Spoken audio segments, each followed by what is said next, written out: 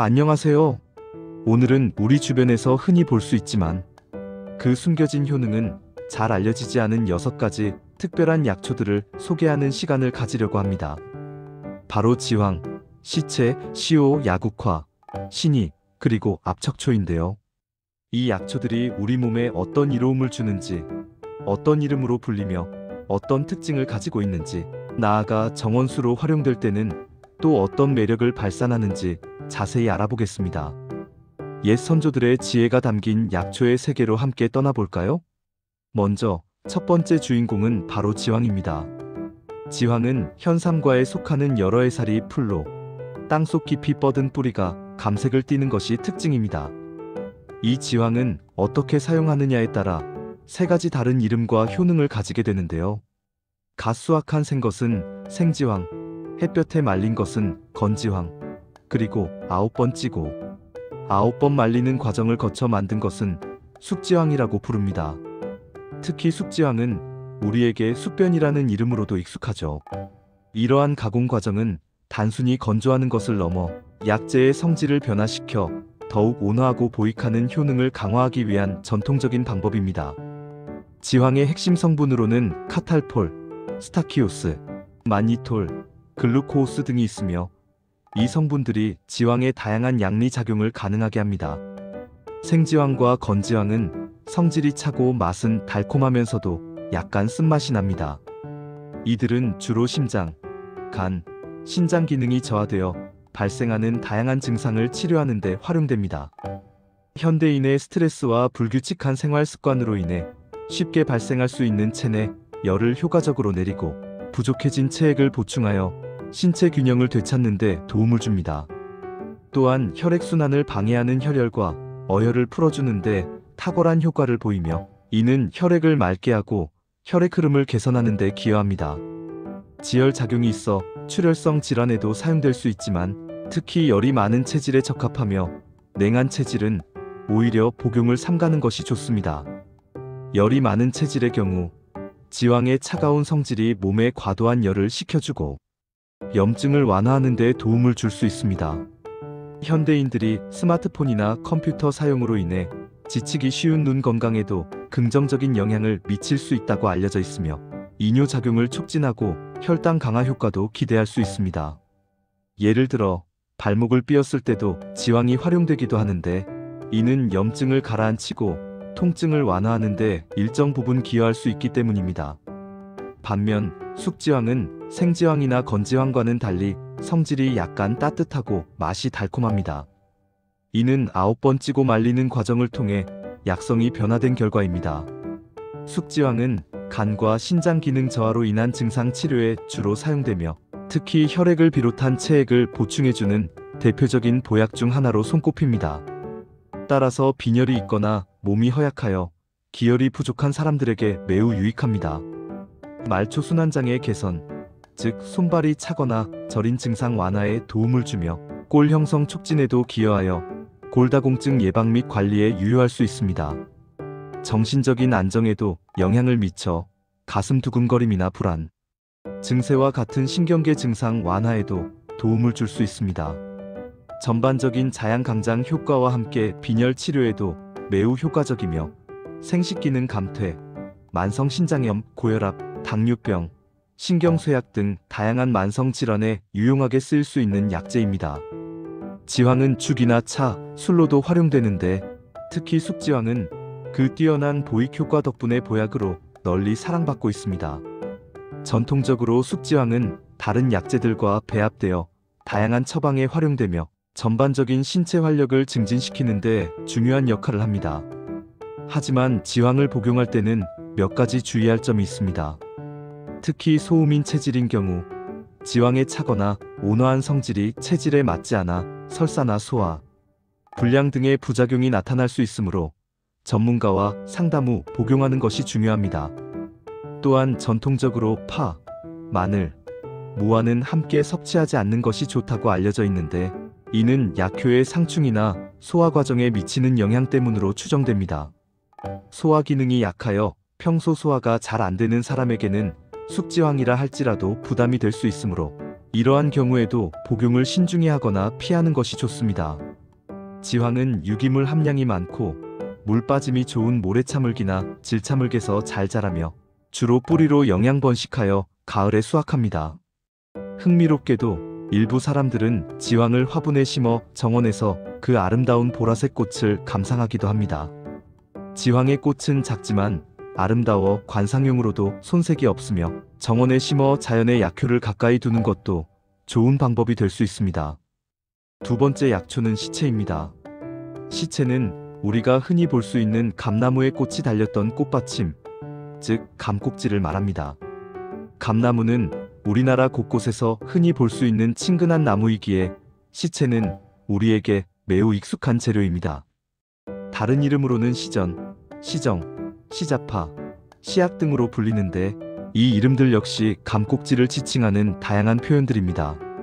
그 성상, 즉 겉모습은 뚜껑 같은 모양을 띠고 있으며 꼭대기 중앙에는 열매 꼭지가 붙어 있거나 이미 감이 떨어져 나간 자리에는 둥근 구멍이 나 있는 것이 특징입니다.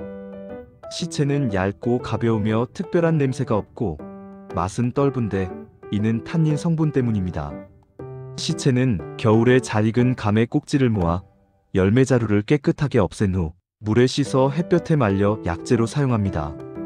이처럼 자연 건조를 통해 약성을 보존하며 필요시 분말 형태로 가공하여 사용하기도 합니다. 그 약성은 쓰고 떫으며 차지도 뜨겁지도 않은 평범한 성질을 가지고 있으며 한의학적으로 위경으로 들어가 위장의 기능을 조절하는 데 관여한다고 알려져 있습니다. 시체의 가장 대표적인 효능은 감기지혜입니다. 이는 기를 내려주고 딸꾹질을 먹게 한다는 의미로 시체가 딸꾹질 치료에 매우 효과적임을 나타냅니다. 딸꾹질은 횡격막의 불수의적인 수축으로 발생하는데 시체는 이러한 횡격막의 과도한 움직임을 진정시키는 데 도움을 줄 수 있습니다. 실제로 시체는 주로 순환계와 신경계 질환을 다스리는 데 활용되며 특히 애역, 즉 딸꾹질 치료에 독특한 효능을 발휘합니다. 기격반위는 음식이 위로 올라오거나 역류하는 증상을 말하는데 시체는 위장의 기운을 안정시켜 이러한 증상을 완화하는 데 도움을 줄 수 있습니다. 또한 혈림은 소변에 피가 섞여 나오는 증상을 의미하는데 시체가 지혈작용을 통해 이러한 증상에도 긍정적인 영향을 미칠 수 있습니다. 흥미롭게도 시체는 주독을 풀어주는 효능도 있어 술로 인한 불편함이나 숙취 해소에도 일정 부분 도움을 줄 수 있다고 알려져 있습니다. 시체는 보통 612g을 달여 복용하거나 36g을 약성이 남을 정도로 태워 가루 내어 먹기도 합니다. 다만 쑥이나 참기름과는 함께 사용하지 않는 것이 좋다고 전통적으로 전해집니다. 감나무는 정원이나 마을 근처에 흔히 심어져 있어 시체를 쉽게 구할 수 있습니다. 감나무는 단풍이 아름답고 열매도 맛이 좋아 정원수로서도 매우 인기가 많습니다. 세 번째 약초는 시오입니다. 시오는 미나리과에 속하는 여러 해살이 풀인 시오 또는 그 변종의 뿌리를 말린 것입니다. 그 모양새는 얇고 단단한 뿌리가 엉켜있는 형태를 띠며 독특한 향이 있습니다.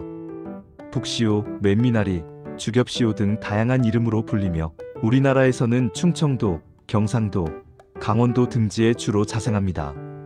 아시아와 유럽, 시베리아, 몽골, 카카스 등 넓은 지역에 분포하며 이는 시오가 다양한 기후와 토양에서도 잘 자라는 강인한 생명력을 가지고 있음을 보여줍니다.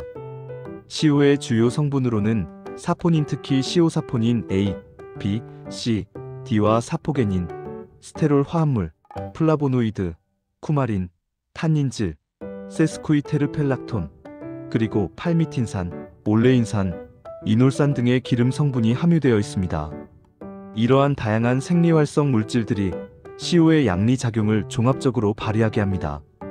시오의 약성은 약간 차고 맛은 쓰며 독이 없고 한의학적으로 간과 담 경락에 작용하여 이들 장기의 기능을 조절하는 데 중요한 역할을 합니다. 시오는 해열, 진통, 소염, 항균, 항바이러스 작용을 하는 것으로 널리 알려져 있습니다. 이러한 효능 덕분에 감기나 독감과 같은 발열성 질환에 효과적으로 사용될 수 있습니다. 특히 간의 기능을 맑게 하고 양기를 돋우는 효능이 있어 예로부터 말라리아의 특효약으로도 사용되었습니다. 말라리아 특유의 오한과 발열 증상을 완화하는 데 도움을 준 것입니다. 또한 고혈압, 기울림이명, 현기증, 간염, 담낭염, 황달, 자궁하수, 타랑 등 다양한 질환의 치료제로 활용됩니다. 시오는 심폐 부위의 기혈 소통을 원활하게 하여 가슴 답답함이나 흉부 통증을 완화하고 간의 기운이 막혀 생기는 울체 증상을 해소하는 데 도움을 줍니다. 열병으로 인해 뼈마디가 화끈거릴 때나 피부의 열감을 없애는 데도 효과적이며 간에 생긴 열증을 내려주는 데에도 중요한 역할을 합니다. 이처럼 시오는 전신에 걸친 염증 반응과 열증을 조절하는 데 탁월한 약재로 평가됩니다. 시오는 열이 날 때 말린 뿌리를 가루내어 복용하거나 편두통에는 당귀, 작약, 울금, 향부자 등과 같은 다른 약재들과 배합하여 사용하는 경우가 많습니다. 이는 각 약재의 시너지 효과를 통해 치료 효과를 극대화하기 위함입니다. 감기나 급성 기관지염에는 시오와 갈근을 함께 달여 마시기도 하며 흉통, 즉 가슴앓이 병에도 활용되어 가슴 부위의 통증과 불편함을 완화하는 데 도움을 줍니다. 시오를 재배하기 위해서는 표토가 깊고 유기질이 많은 모래차물기나 부식질 차물기 좋으며 배수가 잘 되는 곳이 적합합니다. 이러한 토양 조건은 시오 뿌리가 깊게 뻗어 영양분을 충분히 흡수하고 건강하게 자랄 수 있도록 돕습니다. 시오는 야산에 자생하는 경우가 많아 우리 주변에서 쉽게 발견할 수 있는 유익한 약초입니다. 정원수로 직접 재배하기보다는 주로 약초밭에서 재배되거나 자연 채취되는 경우가 많습니다. 네 번째 약초는 야국화입니다. 야국화는 감구크리센서멈 INDICUML, 과 삼구크리센서멈 BOREALE MAKINO의 꽃송이를 일컫습니다. 우리가 흔히 들국화라고 부르는 꽃들이 바로 야국화에 해당하는데 가을 들판을 노랗게 수놓는 그 아름다운 모습은 많은 사람에게 깊은 인상을 줍니다. 가을에 꽃이 활짝 피었을 때 채취하여 햇볕에 말리거나 불에 말려 약재로 사용합니다. 이 과정을 통해 꽃의 약성이 농축되고 보관이 용이해집니다. 야국화의 약성은 쓰고 맵고 서늘하며 한의학적으로 폐경과 간경으로 들어가 이들 장기의 기능을 조절하는 데 중요한 역할을 합니다. 야국화의 주요 효능은 청열해독과 양혈강압입니다. 이는 몸에 열을 내리고 해독하며 혈액을 시원하게 하고 혈압을 낮춘다는 의미로 야국화가 전반적인 염증 반응과 순환계 문제에 효과적임을 시사합니다.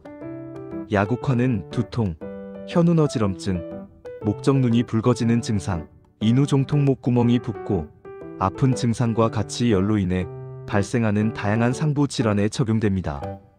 또한 폐렴, 기관지염, 간염, 이질, 고혈압 등 전신적인 염증성 질환과 순환계 질환에도 유용하게 사용됩니다. 피부에 생기는 염증성 질환인 옹종정독, 피부에 생기는 종기나 독, 단독얼굴이나 몸에 생기는 붉은 종기, 뱀에 물린 상처, 구창 입안에 생기는 헌대, 습진, 풍진 등에도 외용 또는 내복하여 효과를 볼 수 있습니다. 야국화는 보통 915g을 달여 먹거나 찌어 환부에 직접 붙이거나 달인 물로 입을 헹구거나 몸을 씻는 데 사용됩니다. 이처럼 다양한 사용 방법은 야국화의 광범위한 효능을 뒷받침합니다. 전통적으로 감국화는 맛이 달고 수명을 연장하는 데 도움을 준다고 알려져 있지만 들국화는 맛이 쓰고 사람의 기운을 다소 빠지게 할 수 있다는 점을 구분하여 사용해야 합니다. 꽃이 작고 향이 강하며 줄기가 파란 것이 일반적인 들국화의 특징입니다. 야국화는 그 자체로도 아름다운 꽃을 피우므로 관상용으로도 손색이 없으며 정원수로 활용하기에 매우 적합합니다. 가을철 정원에 야국화를 심으면 아름다운 경관을 연출할 뿐만 아니라 그 약효까지 가까이 둘 수 있는 일석이조의 효과를 누릴 수 있습니다. 다섯 번째 약초는 신이입니다. 신이는 목련, 백목련, 자목련 등 우리가 흔히 보는 목련 나무들의 꽃봉오리를 말합니다. 봄이 오면 가장 먼저 화려한 꽃을 피워 봄의 시작을 알리는 목련은 그 아름다움뿐만 아니라 약용 가치도 매우 높습니다. 신이의 약성은 성질이 따뜻하고 맛은 매운 것이 특징이며 한의학적으로 폐와 위에 영향을 미쳐 이들 장기의 기능을 조절하는 데 관여합니다. 특히 폐는 호흡기와 직접적인 관련이 있으므로 신이가 호흡기 질환에 효과적임을 짐작할 수 있습니다.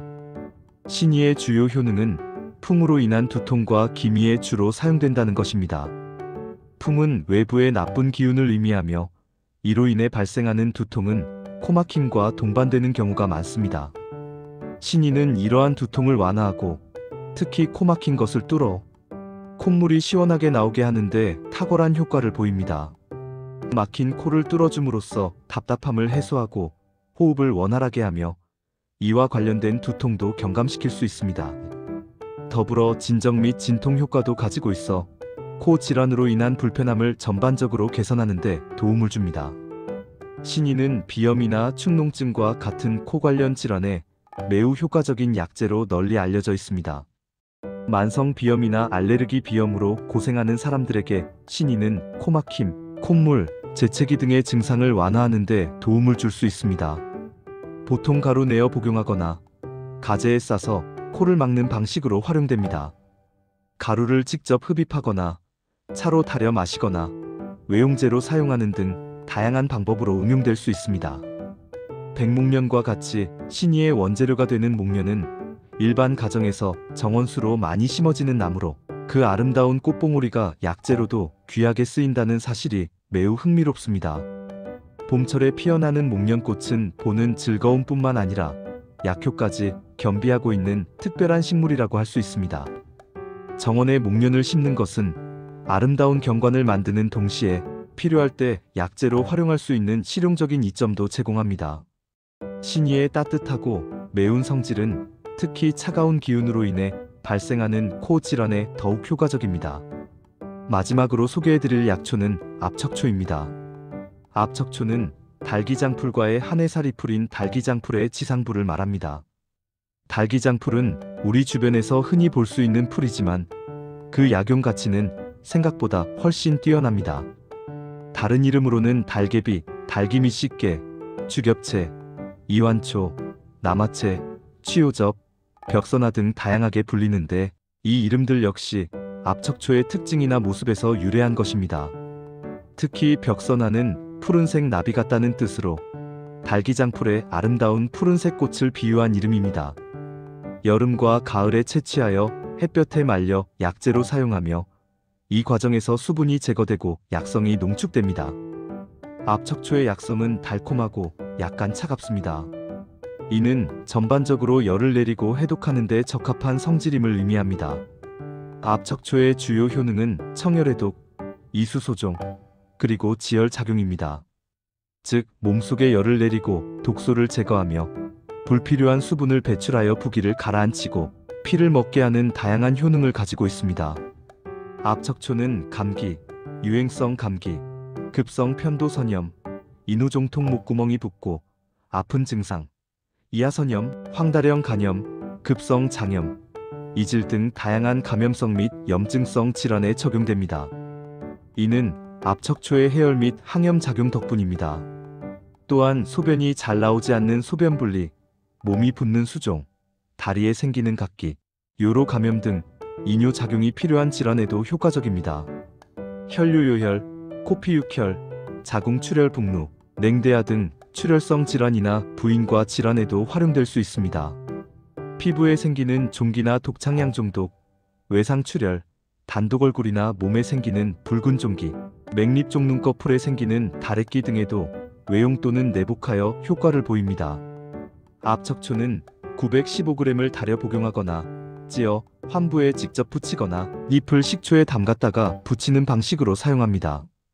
달기장풀은 길가나 풀밭, 냇가의 습지에서 흔히 자라나는 식물로 우리 주변에서 쉽게 찾아볼 수 있는 유용한 약초입니다. 그 생명력이 강하고 환경 적응력이 뛰어나 정원수로 특별히 심기보다는 자연 상태에서 채취하여 활용하는 경우가 많습니다. 압척초의 푸른 꽃은 작은 아름다움을 선사하며 주변 환경에 자연스럽게 어우러지는 매력을 가지고 있습니다. 오늘 우리는 지황, 시체, 시오, 야국화, 신이, 압척초까지 6가지 약초의 효능, 한약명, 특징, 그리고 정원수로서의 활용 가능성에 대해 매우 상세하게 알아보았습니다. 이 약초들은 각각 우리 몸의 다양한 부분에 이로움을 주며 때로는 우리 주변의 정원이나 야산에서도 쉽게 만날 수 있는 소중한 자연의 선물입니다. 고대로부터 전해 내려오는 약초의 지혜는 현대에 이르러서도 그 가치를 잃지 않고 우리의 건강에 기여하고 있습니다. 약초 하나하나가 지닌 독특한 성질과 효능은 질병을 치유하고 건강을 증진하는 데 중요한 역할을 해왔습니다. 이 정보들이 여러분의 건강과 자연에 대한 이해를 더욱 깊게 하는 데 도움이 되기를 바랍니다. 다음 시간에는 또 다른 흥미로운 주제로 찾아뵙겠습니다. 감사합니다.